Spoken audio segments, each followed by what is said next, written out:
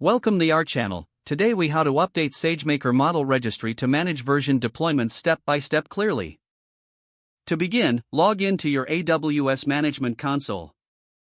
Navigate to the Amazon SageMaker service from the AWS Services menu. In the SageMaker dashboard, find and select Model Registry from the left sidebar. Once in the Model Registry, you'll see a list of your registered models. Choose the model you wish to update by clicking on its name.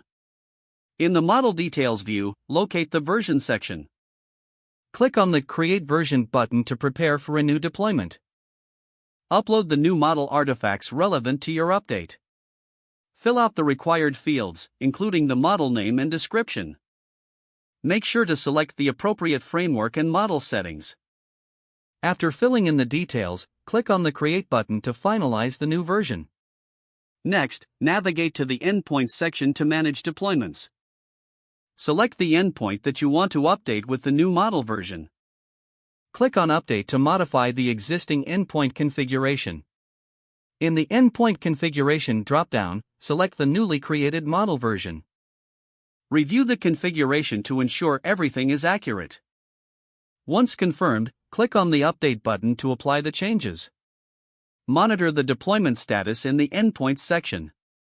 Wait for the status to change to in service, indicating that your updated model is live. Conduct a test by making inference requests to the endpoint. Ensure the responses are aligned with your expectations for the new model version. Congratulations, you have successfully updated the SageMaker Model Registry to manage version deployments.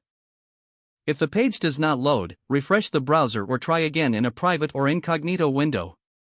Make sure you are using the correct email address, then retype it carefully to avoid small typos.